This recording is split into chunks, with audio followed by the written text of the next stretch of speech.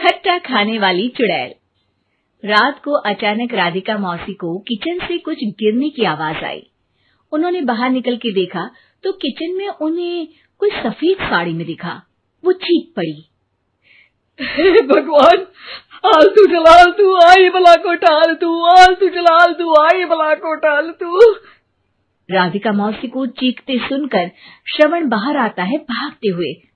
अरे माँ, क्या हुआ? क्या देख लिया? दादी माँ आ गई क्या सपने में? अरे बेटा, रसोड़े में देख तो कौन है? श्रवण रसोड़े में झांक कर देखता है और उसे कोई नहीं दिखता अंदर। अब रसोड़े में तो कोई नहीं है माँ। कोई सफेद साड़ी में नहीं है क्या? नहीं माँ, कोई भी नहीं है। चिल्लम चिल्ली की आवाज सुनकर काजल भी वहां आ जाती है। अब क्या हो गया माँ जी? अरे बेटा, रसोड़े में एक चुड़ैल थी सफेद साड़ी में। अरे क्या कर रही थी वो अंदर? अरे बताया नहीं, कल आएगी ना तो पूछ लूंगी। चुड़ैल जी, आपका क्या प्लान है? माँ जी, रात बहुत हो गई है, आपने कोई बुरा सपना देखा होगा, चलिए सो जाइए। राधिका मौसी सोने तो चली जाती है, पर उनको रात भर नींद ही नहीं आती। वो कुछ भी उलझुल बातें सोचने लगती है। कहीं चुड़ैल की वजह से तो घर में टेंशन नहीं हो रहा, कहीं उसी की वजह से तो वो दादी नहीं बन पा रही। सुबह जब राधिका मौसी रसोड़े में छानबीन करती है तो पाती है कि नींबू का अचार गायब है। चुड़ैल नींबू का अचार ले गई, मुझे तो ठीक नहीं लग रहा कुछ। चुड़ैल को भी पता है कि जिंदगी का असली मजा तो खट्टे में ही है। राधिका मौसी झट से श्रवण को फोन कर देती है। बेटा, मुझे समस्या समझ में आ गई है, हमें एक तांत्रिक की जरूरत है। अरे क्या बोल रही हो माँ, तांत्रिक की क्या जरूरत है?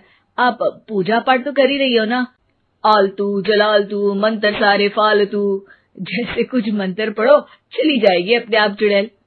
अरे नहीं बेटा, कभी चुड़ैल को कम नहीं समझते। अरे तुझे पता भी नहीं चलेगा कि कभी वो छल करके काजल की जगह घर की बहू खुद बन जाएगी। क्या माँ, कुछ भी बोल रही हो? कहाँ काजल और कहाँ चुड़ैल? वैसे एक बात बताओ, काजल को अगर गाने के लिए बोल देना तो चुड़ैल काजल की आवाज सुनकर घर तो क्या, धरती लोग छोड़कर चली जाएगी। तुम ना पढ़े लिखे बच्चे हर चीज को मजाक समझते हो। तुम रहने दो, मैं खुद ही तांत्रिक को बुला लेती हूँ। अच्छा सुन, शाम को इमली लेके आना। क्या है कि चटनी खाए बहुत दिन हो गए है ना। नहीं माँ, इमली तांत्रिक से ही मंगवा लो ना, आटा वगैरह भी उसी से पिसवा लेना। देखो मुझे काम करना है। श्रवण रात को कई तरह की सब्जियों के साथ माँ के कहने पे चटनी के लिए इमली भी ले आया था, लेकिन राधिका मौसी के दिमाग में अलग ही फिल्म चल रही थी। उन्हें अब सिर्फ शक ही नहीं यकीन होने लगा था कि शायद चुड़ैल ने श्रवण पर अपना जाल बिछा दिया था, जिस वजह से श्रवण उनकी बात ही नहीं मान रहा था। पर कोई नहीं, आने वाली रात में राधिका मौसी खुद तैयार हो गई चुड़ैल को पकड़ने के लिए। रुद्राक्ष की माला, तुलसी का पत्ता, हनुमान चालीसा सब हाथ के पास ही था, बस चुड़ैल का इंतजार था। और जैसा राधिका मौसी ने सोचा था वैसा ही हुआ। वो चुड़ैल उस रात भी आई, पर वो राधिका मौसी से तेज निकली और राधिका मौसी के उससे पकड़ने के पहले ही वो भाग खड़ी हुई। जरूर बहू पे साया है उस चुड़ैल का, तभी तो श्रवण के कमरे में गई है। और अगली सुबह राधिका मौसी पिछली रात हुए हमले में किन चीजों का नुकसान हुआ उसका हिसाब लगा रही थी। उनके खेमे से एक आम के अचार की शीशी भी गायब हो चुकी थी और वो इमली भी जो कल श्रवण लेकर आया था। राधिका मौसी इस बारे में सोच ही रही थी कि श्रवण जल्दी से रसोड़े में आकर दवाइयों की पोटली ढूंढने लगता है। अरे बेटा, क्या हो गया? अब माँ, वो काजल की तबीयत खराब है, बहुत घबराहट हो रही है उसे। हे भगवान, मैंने पहले ही कहा था कि तांत्रिक को बुला लेते हैं, पर नहीं, अब देखो उस चुड़ैल ने काजल को अपने वश में करना शुरू भी कर दिया है। हालांकि श्रवण भूतों में विश्वास नहीं करता था, पर अब वो भी डर जाता है और राजी हो जाता है एक तांत्रिक को बुलाने के लिए। कुछ ही घंटों में तांत्रिक आ जाते हैं और राधिका मौसी तांत्रिक जी को सब बता देती है।